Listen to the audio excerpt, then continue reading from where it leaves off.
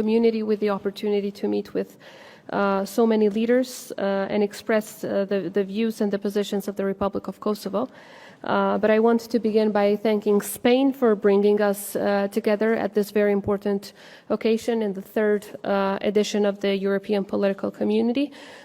Once again, at the very beginning of this summit, we've had the opportunity to show our solidarity and support for Ukraine, a country that is facing aggression by Russia, but at the same time, during the meetings that I've had with the leaders, members of this community, and with some more that I will be meeting today in the evening, I've had the opportunity, of course, during these meetings that already occurred, to inform them in detail about the latest aggression that Kosovo has faced by Serbia.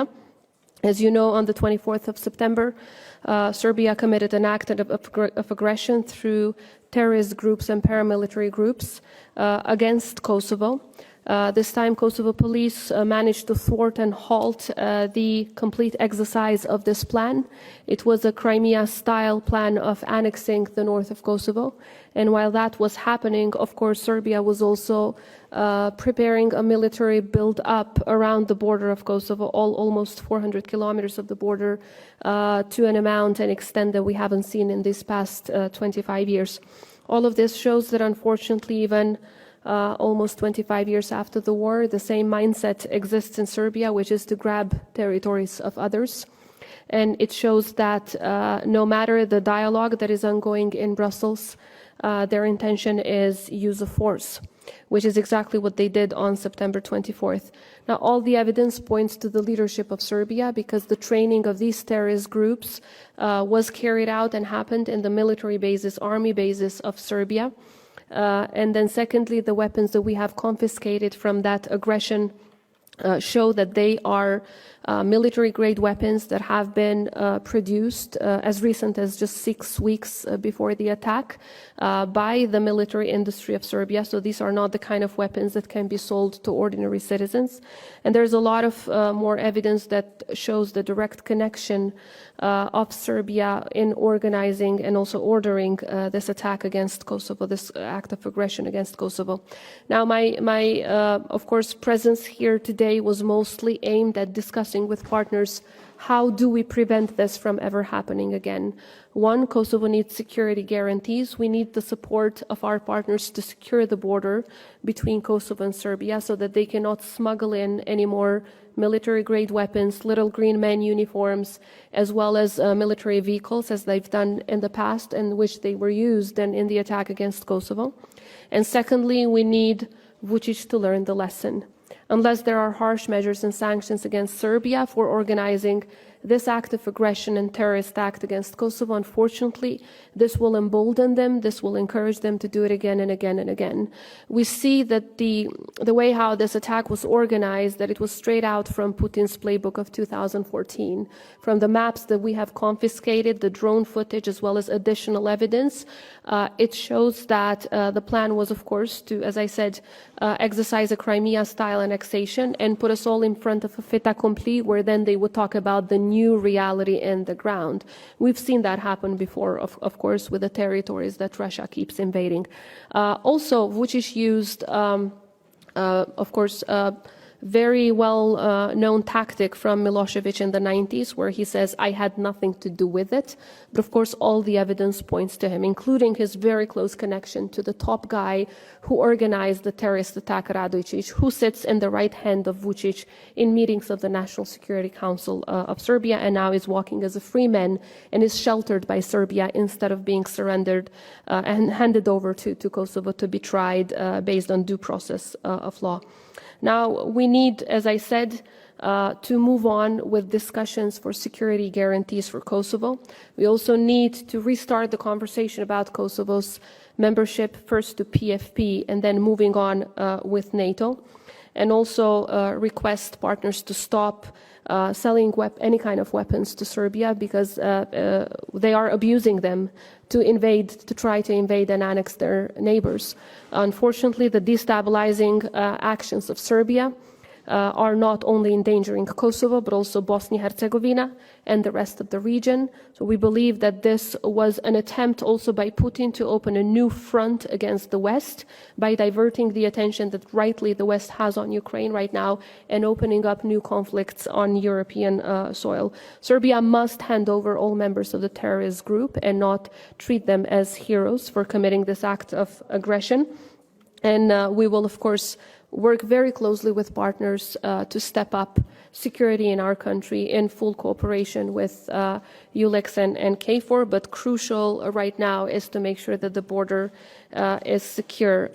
All of us should work together to contain, to deter, and to sanction Serbia from carrying out future aggression against Kosovo as well as against other countries in the Western Balkans. This is the only way to peace and stability. Any other way or any other active appeasement policy towards Vučić will only embolden him to continue attacking and destabilizing the Western Balkans and in turn destabilizing the entire European continent. So I believe that what we're asking our friends to do is protect our joint continent, protect all of Europe from further destabilization and conflict.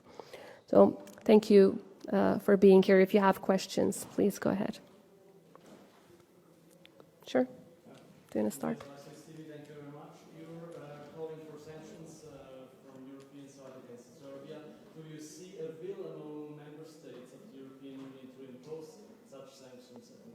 There are some that are very much willing. There are some that are hesitating. But of course, we will be meeting each and every member state, and we will be providing additional evidence from the one that they have right now about the clear inclusion of Serbia in carrying out this act of aggression.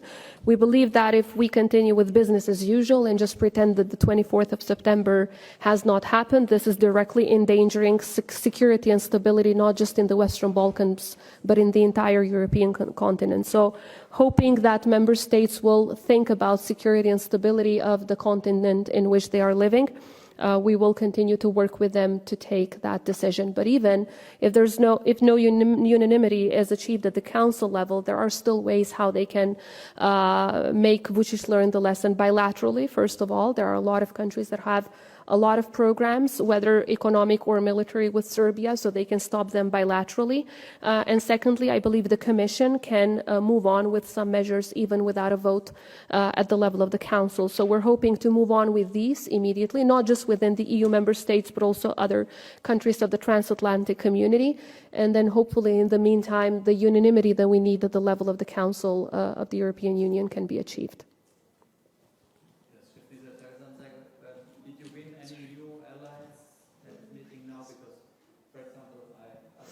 Germany is not among these 8 or so member states who think about sanctions against Serbia. I mean, the evidence which you mentioned now that was already knows, I think, last week. So actually the member states, if they want to know, they could have known how to explain that it takes it's so difficult for them to take some steps. And maybe last, where do you see the dialogue in all this? Has the dialogue any chance to continue, or is it dead? How do you see it? So when it comes to member states, I think that after the discussions that we've had, where of course I was able to also present evidence for which we don't talk in public, many of these countries are taking this request for sanction against Serbia much more seriously. We will continue to have these contacts with member states, also through our security institutions. And then, of course, we will have our ambassadors continuously update them with the evidence that we are finding on a daily basis. I believe that these meetings have served to increase the appetite, if I may call it so, among some member states to undertake measures. Of course, all of them are talking about the issue of unanimity, but I strongly believe that on a bilateral basis, they can still do a lot. Secondly, when it comes to the dialogue, I just had a talk with Mr. Borrell. I believe we all agree it's not business as usual. We cannot just continue talking about technicalities or sequencing plans and so on, when Article 1 of the German-French proposal, which became an EU proposal, was gravely violated by Serbia. Article 1 asks the parties not to commit acts of aggression against each other and to not threat or use force. We are in an entirely new situation first, we need more security for Kosovo, we need harsh measures against Serbia, and this will create a new situation and a more balanced approach in the EU-led dialogue.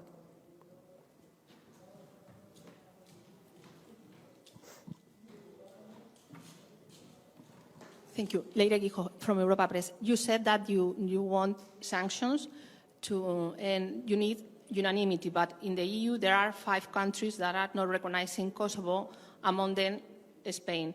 I wonder if you have any contacts with the Spanish government or the governments of the other countries that are not recognizing Kosovo, and if you think that it's due time of these countries to recognize Kosovo as an independent country.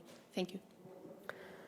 I believe unity among European nations in recognizing the Republic of Kosovo, a republic whose independence is in full line with international law according to the ICJ, would strongly contribute to peace, stability, security, prosperity, and integration of the Western Balkans. Of course, this is a discussion that we always have with all of the 5 non-recognizers. We do hope that we will have more opportunities to sit down with them and answer to any concern that they might have, but I believe that the International Court of Justice has already answered to any concern that these remaining countries might have. However, I want to point out that all these 5 countries have always contributed as countries that truly believe in EU values. They have contributed to peace and stability in the European continent, and I hope they see recognition of Kosovo as a step towards that contribution, but not just recognition of Kosovo, but also pushing forward for sanctions towards Serbia, who is just acting as a Putin proxy in all of this situation. After all, Serbia remains the only European country with no sanctions against Russia. So their talks with the European Union should have been frozen a long time ago, and should not no one should have waited for them to commit an act of aggression against Kosovo. However, now there are more and more arguments to undertake those measures. We truly count on Spain, as well as every other member of the European Union, to join everyone else in helping more peace and stability and prosperity towards the Western Balkans. I believe that's in the interest of everyone in Europe, not just ours.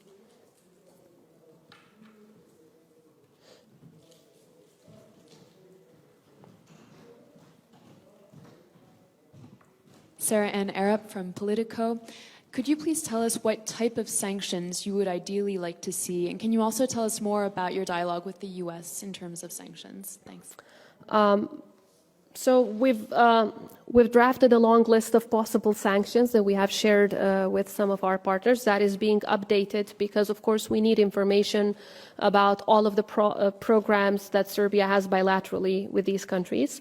They range from military sanctions to sanctions that relate to economic projects. A few days ago, the president of Serbia was bragging about how he gets 63% of all funds that the EU spends in the Western Balkans. It's about time to freeze those funds. It's about time to stop the EU money, because EU money should go hand in hand with EU values to begin with. Vučić not only violates those values on a daily basis, but now that he has also committed an act of aggression against his neighbor, this is more than enough evidence to stop EU funds. There's a lot more to it, but perhaps in a separate interview in the days to come, we can talk about more details. So with the United States, of course, we're talking in this sense as well. We're talking, they have their own procedures, and that also answers part of your question, why is it taking so long for some countries to decide? Every single country, from what we have been told, has a certain procedure on how they deal with the evidence that is produced by our security institution and how they confirm that evidence through their own security channels. For some, it might take a couple of days. For some, it might take a little more, because we're not dealing here with a very simple situation. We're dealing with an act of aggression that was committed through paramilitary units and terrorist groups. As far as we're concerned, there's plenty of evidence in closed meetings that we have. Of course, many of our allies believes that the evidence is extremely compelling. I'm not going to mention which ones, but we are patient and we're going to wait for their procedures to be concluded for them to come out publicly and say this, as well as to adopt the measures that they have been planning to adopt towards Serbia. Maybe over there. Hello, Belen Carreño from Reuters. I would like to insist a little in this thing about the 5 non-recognizers. If you meet any of them, and specifically if you have any kind of contact with Spain, how do you interpret or how do you see the thing that Spain invite Kosovo to be here today and to be in the summit? Or, well, what kind of treatment you have received from Spain delegation, which is the host at the end of the day of this event? And if you think this is a step forward, some kind of recognition, or we are today a little bit closer to that? Thank you. Thank you for the question. We have been treated like any other member of the European political community. Let's not forget we are a founding member of the EPC, an equal member of the EPC. Equality of all, no matter how big or small the countries are, has been the principle, the very foundation of the European political community. So that when Spain took over organizing the EPC, of course, they were aware that the rules of the EPC require that every single country is treated the same way. We were treated the same way, and we want to thank Spain for the welcoming and for organizing this very important event. I think we need more and more contacts with Spain so that we can sit down, listen to one another, answer to each other's question.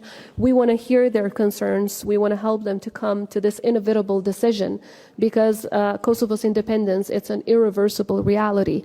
The sooner that decision, of course, is taken, the more they will be contributing to peace and stability in the entire Western Balkans, and they will be helping all of us to open the doors for integration into the European Union and the Euro-Atlantic community as a whole. So, of course, I want to thank everyone for the hospitality, but I think there's still a lot that we have to do, and a lot of communication and contacts through which we can answer their concerns, and hopefully will convince them to come to the decision that would contribute to security and stability for all of us.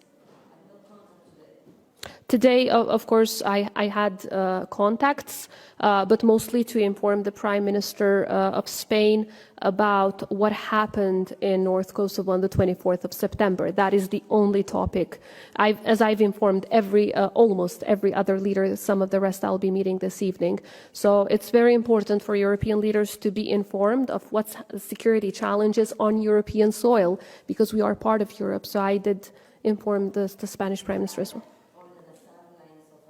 So most of these meetings happen in sidelines, pull-asides, discussions in joint environments. So we didn't have a bilateral, if that's the question that you're asking. But I used the opportunity to inform the Prime Minister of Spain as well about what's going on, because I strongly believe Spain is very much interested to help all of Europe, including the Western Balkans, to be more peaceful and more stable. So given that it's a country that has always fought for a values-based system in the EU, and given that Kosovo is a country that does the same, and we share the same values, I thought that this conversation would be useful. Another question? Yeah? A very short question. Did you have any contact with the Serbian president today, or are you planning to have any contact later today? No. No and no. I believe I explained today in the morning, we strongly believe that there should be clear steps before such a meeting. There need to be measures towards Serbia. The president of Serbia directly is involved in an act of aggression against Kosovo. We cannot pretend that this did not happen. Nice pictures are not more important than the substance of what's going on. He needs to use these kind of meetings so that he can look like a normal European leader, which he's not, unfortunately. He's the leader of an act of aggression against his neighbor, a dictator, in fact, that wants to destroy the stability and peace in the Western Balkans. And of course, he was taking notes for quite some time because he was getting away with it. You know, he was getting away with kidnapping 3 police officers of Kosovo within Kosovo territory. He got away with it. He participated through his gangs in attacking 93 KFOR soldiers. He got away with it. He keeps destabilizing Kosovo, Bosnia-Herzegovina, Montenegro, and so on and so on. He got away with it. He didn't adopt sanctions against Russia, quite the opposite. He helps Russia evade sanctions from Europe. He buys more and more weapons from Russia, through which he attacks us. And he signed a new Gazprom deal after Russia invaded Ukraine. He got away with all of this. He has a so-called Russian humanitarian center in the border with Kosovo, which according to the American DoD is a Russian spy center. He gets away with it. No one is asking him to remove that Russian center, which is endangering, by the way, all of us, not just Kosovo. And of course, he got away with everything. The dictator wannabe that he was taking notes, and he thought that he can also get away with an act of aggression against Kosovo. If there are no lessons learned from what happened on the 24th of September, of course, he will continue based on Putin's playbook. The people of Kosovo, of course, will continue to defend our freedom, our independence, our territorial integrity, and the hard-won freedoms and the successes that we have achieved together with the transatlantic community. If there are no more questions, I want to thank you all for your presence here today and also for the correct reporting that you do on a daily basis. Thank you.